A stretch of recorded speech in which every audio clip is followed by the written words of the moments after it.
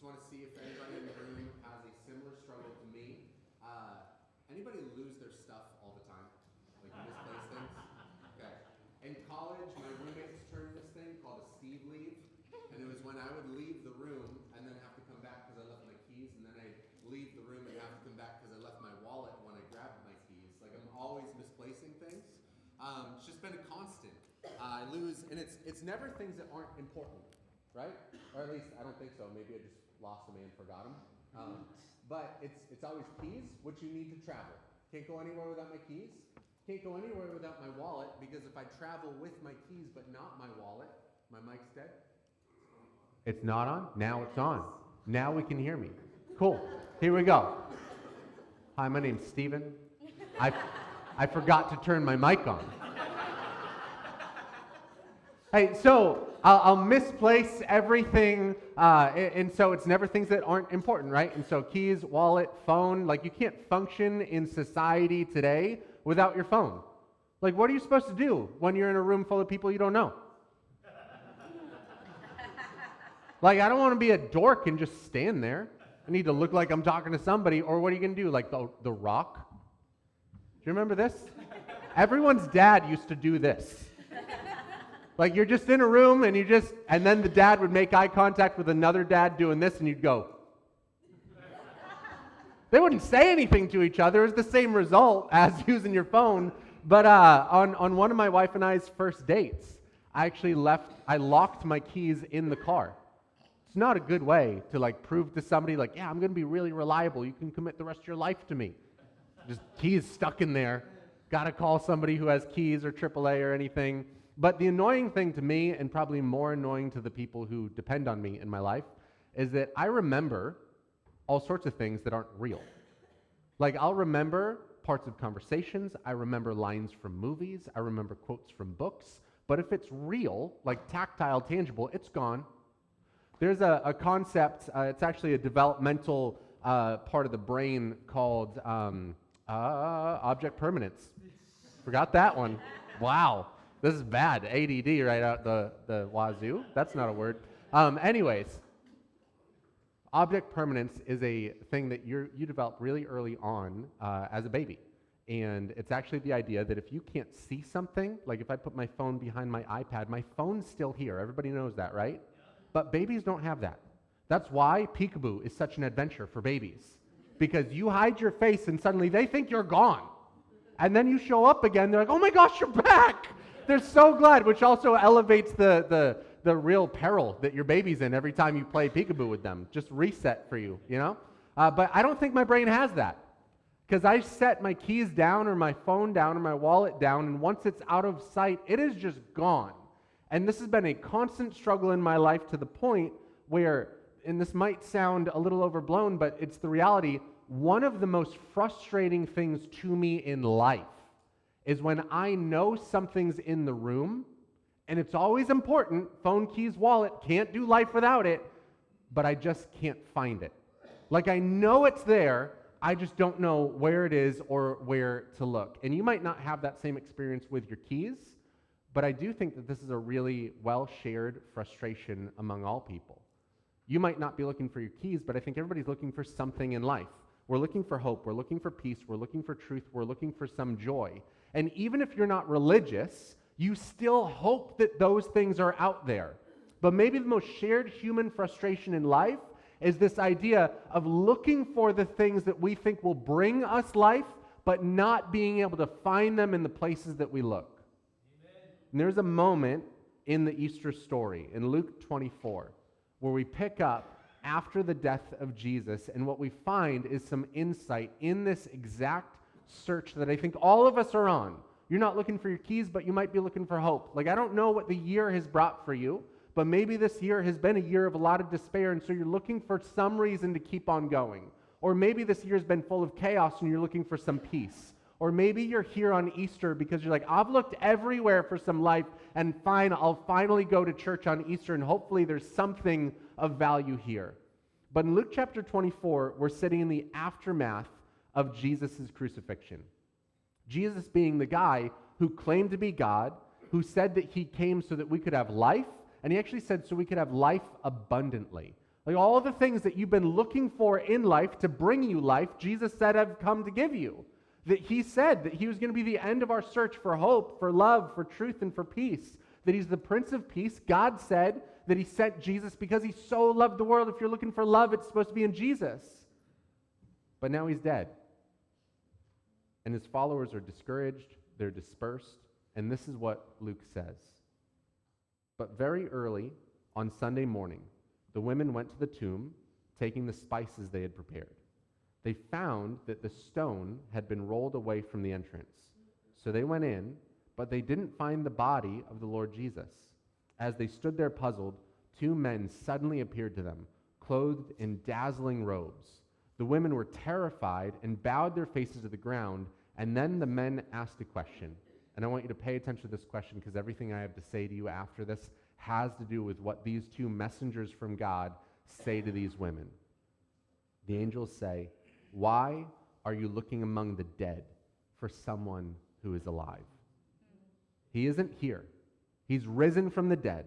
Remember what he told you back in Galilee, that the Son of Man must be betrayed into the hands of sinful men and be crucified, and that he would rise again on the third day.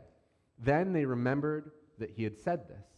So they rushed back from the tomb to tell the 11 disciples and everyone else what had happened. It was Mary Magdalene, Joanna, Mary the mother of James, and several other women who told the apostles what had happened. But the story sounded like nonsense to the men, so they didn't believe it. However, Peter jumped up and ran to the tomb to look. Stooping, he peered in and saw the empty linen wrappings, and he went home again, wondering what had happened. These are the people who were closest to Jesus during his life on earth, and these are the very first people who hear about Jesus' resurrection, and all of them are confused. Mary Magdalene, her first experience with Jesus, she had 7 demons cast out of her. However you want to look at that, whether it's like actual demonic forces being pushed out of her body and Jesus releasing her from that, or it's just different struggles and tensions within her that Jesus released her from. But she has this experience with Jesus where he's changed her life and now he's gone. And then you have Joanna, who she traveled with the disciples and she would set up a lot of their shelter and food for them. You have Mary, who Jesus' mom, that she cared for him, she carried him, that she helped him grow, that she's listened to his teachings. She sees him as son, but also as her God, and now he's gone. And then you have the disciples, who are the closest people to Jesus through his ministry, but all of them are in disbelief. Despite the fact, and even the angels say this, don't you remember what Jesus told you? That Jesus said that he was more than just a teacher, more than a friend, more than a rabbi, more than just a leader. He told them that he was going to die. He told them that he was going to rise from the dead, but they still all struggled to believe. And even if they wanted what Jesus said about his resurrection to be true, they were looking for the living God in a tomb. And so, into that disbelief, the dismay, and the depression, into them looking in all the wrong places for the right person, the angels ask this question: why are you looking among the dead for someone who's alive? Other translations say, why are you looking for the living among the dead? And it's the same question that Easter confronts everyone every year. Anyone who's willing to believe that there's something like hope or peace or meaning or purpose or more to life than things that we've been settling for in our life out there, this same question exists, and it's the first question that I want to pose to you this morning. It's, why are you looking for life in dead places? Because I think all of us, we want to find some meaning in life. Anybody? Yeah. Anybody want a little bit of peace in life, right? We all want to leave a legacy. We want to make an impact. We want to know that what we're doing actually matters. We want to experience hope. We want some joy. We want to know where truth is, but do we ever really take stock of the places that we're looking for those things in? Like if I were to ask you where to find food, you'd probably say probably a grocery store. Or you go to a restaurant, or we could go to a gas station, get like a taquito or something. Cumberland Farms, there's a deal 2 for $4. Not that I would know that. But like you go, you know where to find food. Or if I said where to find water, well, I can go to the sink, or I can go to my Brita water filter or a water bottle, or I could go to a store and buy some water. But if I were to ask you to where to find money, you go, okay, I'd ask for some, or I'd get a job, or I'd steal some from my mom's purse. But if I were to ask you, where do you find life? We don't know. So we're really good at finding certain things in life, but we're not that great at finding life itself. And this is at the heart of the human experience. And what we see today is that the search for life, or the things that bring us life, we're becoming more and more desperate and more extreme in our hunt for these things. That we live in a time where more things are sold to us that promise to solve our problems than ever before. That there are more products that promise to solve our problems than at any other point in human history. And we can say that these things don't really affect us, but actually I saw the reality of this in the lives of my kids recently. My wife and I were going grocery shopping. We brought our 2 girls, and we're going through the different aisles, and finally we stopped in one aisle, and my oldest just started freaking out. And she went, "Mom, Dad!" This is Market Basket. They go, "They have Dawn dish soap." Dawn dish soap is here. We need to get Dawn dish soap. And we're trying to figure out, first of all, girl, you don't do the dishes. This would make sense if you're like, I need a more efficient cleaner because this is just, my hands are just worked to the bone. It's not that. I'm like, why does this matter to you? And then she says, if we get this, the ducks will come. And if you have Disney Plus, you've seen the commercial where Dawn dish soap says that their dish soap isn't just good for dishes, that it actually cleans off baby ducks if they're caught in an oil spill. So in the mind of my 2 girls, if we got Dawn dish soap, millions of baby ducklings would come to our house, and we'd have the cutest experience giving them baths and just cleaning them. And we can laugh at that, enjoy it, but at the same time, we do that exact same thing with bigger consequences. That we're promised that you could solve all your insecurities if you took the right weight loss drug. You'd solve all your depression or all of your anxiety or all your mental health issues if you just had the right combination of medications. You'd solve all your boredom or loneliness if you have the right library of shows on Netflix, games on Steam, or videos on YouTube. You'd solve all your loneliness with community groups on social media. You could solve your lack of meaningful connections if you have the right dating app. But when you dive into what's going on culturally, you find that our products aren't solving our problems. According to the National Institute for Mental Health, the United States depression rates have nearly doubled over the last decade, with 28.5% of adults reporting a depression diagnosis in their lifetime. 1 in 3 Americans, according to psychiatry.com, reported feeling lonely every week. And that's all the while we have access to anyone at any time. According to the same article, nearly 7 in 10 said that they needed more emotional support in the past year than they received. And that's despite having access to more therapy and counseling outlets than ever before. Arthur C. Evans, he's the CEO of the American Psychology Association, he said this: people may be reevaluating what gives their lives meaning, but they haven't given up on finding that purpose. I think that's where a lot of people find themselves, and it might be right where you find yourself. That you're not tired of the search. You still want to find meaning, you want to find purpose, you believe that it's out there. You want to find hope, you want to find joy, you want to find love, you want to find truth. But you are tired of people giving you empty promises. People promising peace and it not being there. People promising that something's going to bring you some joy and it not lasting. It's just a momentary spark or a momentary distraction. I want you to know that I'm not here to judge or mock anybody for the places that you've been looking for those things. But I am here to tell you it's time to stop buying Dawn dish soap and hoping the ducks will come. It's time to stop buying the product or looking in the wrong places, hoping to get the right result when God promises to be the deliverer for the things that you're looking for if you look for Him. Amen. So the angels weren't judging the women at the tomb. They weren't mocking them. But what they were saying is, stop looking for the living God in a grave. Stop looking because He's not here. And we know better than this search. We use phrases like, the grass isn't always greener on the other side. Or we say, it's pointless to try to keep up with the Joneses. But we keep on going to the same wells hoping for a different result.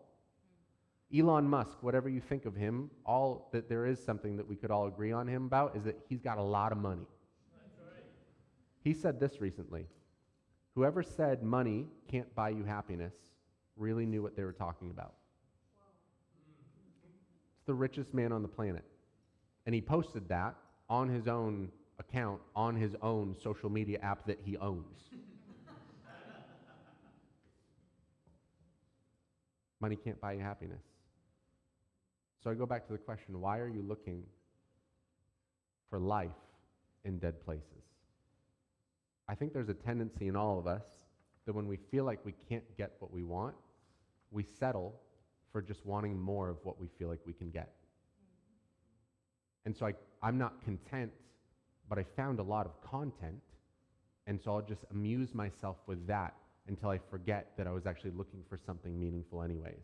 I can't find genuine connection, but I'll distract myself. I can't find meaning, but I did find relief. And so we settle for wanting more of the things that just numb us a little bit rather than actually looking for something that's going to solve our problems. And that is a great option if the things that we're looking for don't really exist.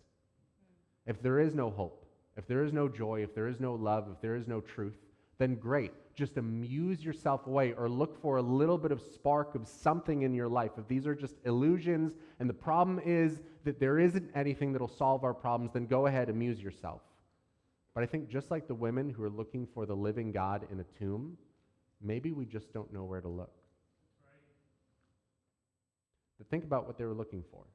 They were looking for Jesus, the one who could heal the sick, the one who raised the dead, the one who could give them wisdom, the one who promised a connection with God, the one who offered salvation. And really, it's the same thing that everybody's looking for. You might not say you're looking for salvation, but we all say things like, I'm looking for an answer to my questions, or I'm looking for a solution to my problems, or resolution to my tensions. These ladies went to the tomb because it was the last place that they saw Jesus. It was the last place that they saw the person who used to bring them joy, who they thought was going to answer all of their problems. In the same way, we do that same thing, where we go to something that used to bring us a little bit of joy, thinking that it will last or it'll keep on bringing us what we're looking for. That's why we go back to the toxic relationship, where we keep on engaging in the habit that we know is unhealthy. But what we need to do is stop looking for just relief and go to the one who offers rescue. You need to go to the source.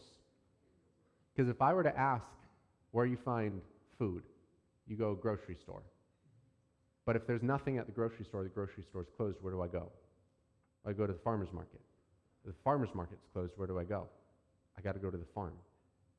If I ask you where to find water, well, I go find a water bottle. But if the store's closed, where do I go? I go to the river. But if the river's dried up, where do I go? I go upstream. I need to go to the source of the water. Where do you find life? See, we keep on looking for downstream options for life, and it's drying up because we forgot to go to the very source of life itself. Amen. Jesus said, in the night that he was betrayed, the night before he was killed, John 14, he said, don't let your hearts be troubled. Trust in God and also trust in me. There's more than enough room in my Father's home. If this were not so, I would have told you that, and would I have told you that I'm going to prepare a place for you? When everything is ready, I will come and get you, so that you will always be with me where I am, and you know the way to where I'm going. No, we don't, Lord. Like that's the human condition. Thomas just goes, I don't know where to find you. I don't know where to find God. I don't know where to find life. I'm confused. I feel helpless. I want to find you. I want to find meaning. Where is it? We have no idea where you're going, so how can we know the way? Anybody ever felt like that? Jesus says this, I am the way, the truth, and the life. No one can come to the Father except through me. Simply put, Jesus promises life to anyone who is looking for him. And I say that really intentionally. Jesus doesn't promise life to anyone who's just looking for life. Jesus promises life to anybody who's willing to say, I need him to bring me life. Because Jesus promised to be the only one who's providing that life. He said, I am the way, I am the truth, I am the life. And I get that that can turn off a lot of people because it can sound like, well, Jesus saying he's the only option that can actually deliver, that kind of sounds a little arrogant. And it would be arrogant if there were other options. If other things could deliver the way that Jesus could, then yeah, he's being arrogant and he's kind of lying. But if he is the only thing that can provide the life and the hope and the truth and the joy that you are looking for, then this is the most loving thing anybody could say to you. If he's the only one who can deliver it. That Jesus didn't say, I am the way, the truth, and the life so that heaven would be exclusive. He said it so that heaven wouldn't be elusive. That Jesus said, no one can come to the Father except through me, which another way of saying that is everyone who comes to me gets to the Father. Anyone honest enough to admit that the places that they used to go to find peace or hope or fulfillment aren't delivering can find life thanks to Jesus. But you have to be willing to set down all the other pursuits. I want to tell you the end of the story of the women at the tomb. We're going to jump over to the book of John.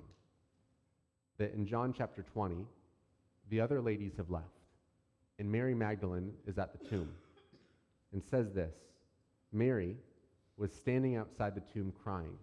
And as she wept, she stooped and looked.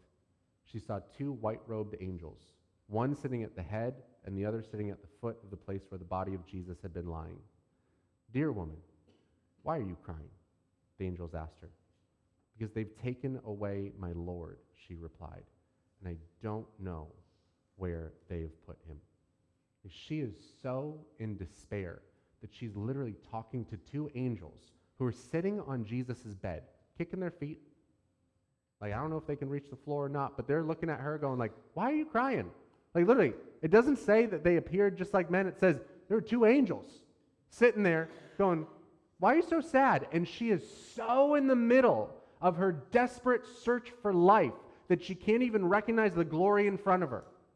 And then it says she turned to leave and someone was standing there. It was Jesus. But she didn't recognize him. She's so in the despair, so feeling like all hope is lost. Dear woman, why are you crying? Jesus asked her. Who are you looking for? Which you can almost hear the smirk on Jesus' face as he's saying this. Like he knows, like, it's me. She thought he was the gardener. Sir, she said, if you've taken him away, tell me where you have put him, and I will go and get him. I love Mary's heart here, because Mary is right where a lot of us will find ourselves at different moments. That she feels like this pursuit is over. She feels like the search for hope is over. She just feels overwhelmed by where life has gone. It didn't go according to plan. She was so crushed by this that even though Jesus was right there, she's just so focused on how she's feeling in this moment. But at the same time, she is willing to say, if you tell me where Jesus is, I will go anywhere to find him. Like, I so want to find the life that I've been looking for, the hope that I've been looking for, the joy that I've been looking for, the truth that I've been looking for. And if you want to find that life, you need to be willing to have this heart where if you tell me where it is, I will go to it no matter what. And then, this is what happens. Verse 16. Mary, Jesus said. She turned to him and cried out, Rabboni, which is Hebrew for teacher. Immediately she recognizes him when he says her name. That she sees, this is the one I've been looking for. You're him. Don't cling to me, Jesus said. So she just immediately wraps him up, and introverts for all of history have been using this verse to say why it's okay that they're not huggers. Jesus said, for I haven't yet ascended to the Father, but go find my brothers and tell them, I'm ascending to my Father and your Father, to my God and your God. Mary Magdalene found the disciples and told them, I've seen the Lord, and then she gave them his message. Jesus met Mary at the tomb. And the story of Easter is simply that Jesus can find you there too. I don't know where life has taken you, but I do know that you might find yourself in a spot this morning that has felt hopeless or felt draining or life's just felt lonely. I want you to know that Jesus knows your name. And that just like Mary's name, he calls your name. But it's up to you whether or not you're going to face him. You could stare at the tomb. Stare at where life has put you. Stare at the place that you've been trying to mine for a little bit of hope, a little joy. Or you could turn to the Jesus who calls your name lovingly and just wants you to turn and face him. For some of you, it feels safer to stare at the tomb, because looking at Jesus means confronting the reality that there's more to life than the life that you've been settling for. Right. For some of you, looking up at Jesus feels heavy, because if Jesus is offering you a fresh start, then there's no excuse to stay sitting in the dead place that you've been mining for all sorts of joy and hope that isn't delivering. For some of you, looking at Jesus feels scary because you're not sure what he thinks of you. You're not sure if the fact that you've been looking at other things to bring you what only God can bring makes you feel like God must be really angry at you. But I want you to know that God has the same response to you that he had to Mary. Calls your name, and then he gives this invitation. He says, my Father can be your Father. My God can be your God. The only thing you need to do is turn. For some of you, you know Jesus, but I'll be honest, faith has actually become a dead place because you've made your faith more about where you sit on Sunday than what you do with the other days of the week. That you've made your faith about staying safe in a tomb rather than going and taking the message outside the tomb. What Jesus said is, go and tell my brothers. Go and tell the people who aren't here, who aren't in my presence, about what my presence has brought you. That's the mission, that's the message.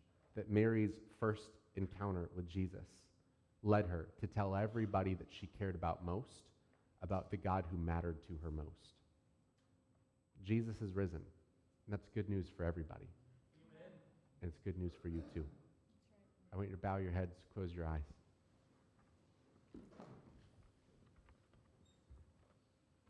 Father, I thank you for the reality that you want to free us from looking for life in dead places. God, I thank you for the reality that you actually identify yourself. I am the way, the truth, and the life. That Jesus, you are the way to God. You are the truth about God. And that truth is that God so loved humanity that he came here. That every other religion tells the story of how you need to earn your way to God, but Christianity is the story of how God came to you. But the only way you can really experience that is by taking Jesus up on the offer that he is the life.